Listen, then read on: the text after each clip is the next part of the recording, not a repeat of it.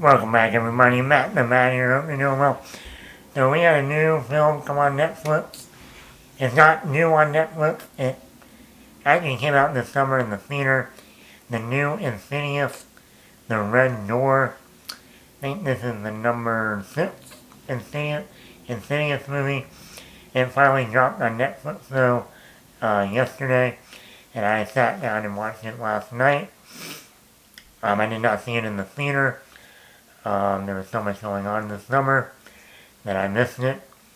This one is directed by Patrick Wilson, who also comes back and stars in the movie.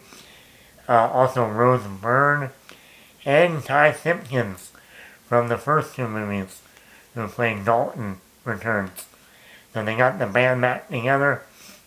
I'm not a huge Insidious fan. I've seen all the movies. The first two deal with the main Patrick Wilson family, by them played by Patrick Wilson, Rose Byrne, Ty Simpkins. And then 4 and 5, or 3, 4, and 5, yeah, were all separate Insidious movies. And then they brought it back to the original family. So this is almost like the real, true third film in the Insidious franchise, if you will. Patrick Wilson also steps behind the camera to direct his first directorial debut. Overall, I thought this movie was alright. In terms of visual style, I think it was exactly like all the other Insidious films. They do have a few jump scares in here. I'm glad they brought Rose Byrne back. I think Rose Byrne is a very underrated actress. I don't know why she's not up there on the A-list level. From Bridesmaids to X-Men to Neighbors, Insidious. I think she has a great range as an actress. I mean, when you can do horror and comedy and comic book movie and, all that, and dramas, like in that show Physical, but you don't hear from her that much.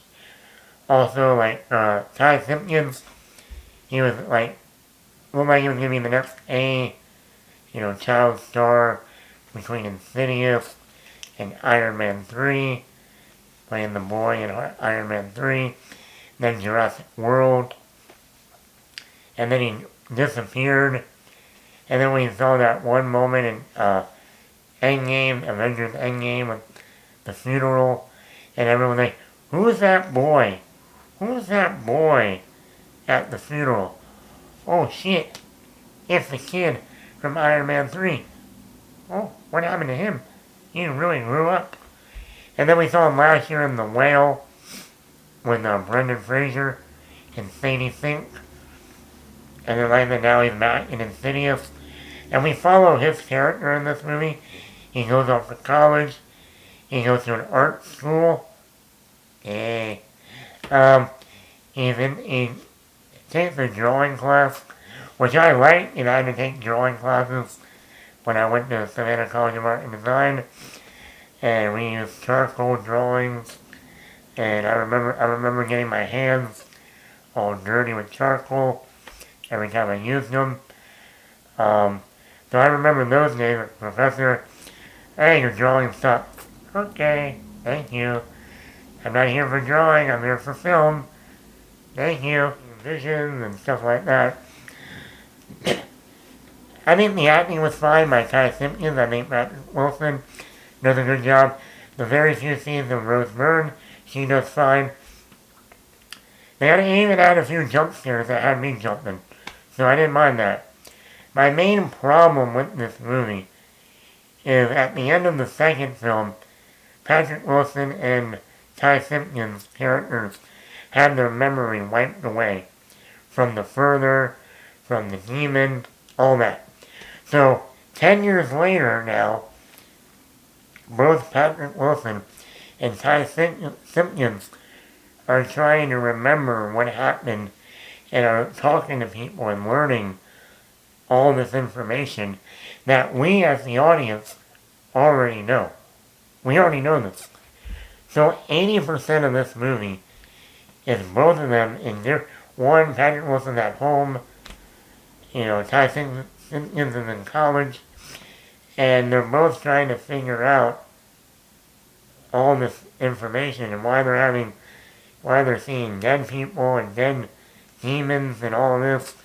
And it's like, why? Why are you spending 80% of this movie learning this stuff like that we, the audience, know everything about? Wasn't there a better way to maybe have this happen where maybe one character still doesn't remember while the other character, maybe when Ty Simpkins' character reaches puberty, it hits them that he starts to remember again, and now his family doesn't believe him. So at least then one character knows what's going on while the other one doesn't. But no, we're spending 80% of this movie relearning everything. And I think that hurt the movie. Overall, I'm going to give this a 3.5 out of 5. I think they should have done better with the script. Like that when you spend 80% of your movie just rehashing, relearning everything we already learned in the first two movies. To the point that if someone were to sit down and watch this as a trilogy, 1, 2, and The Red Door, they're going to get in this movie and be like, why am I watching this movie? We've already learned this in the first two movies. Just skip to the last 20 minutes of this movie and you'll be fine. So, anyway, that's me, Matt the Bat here.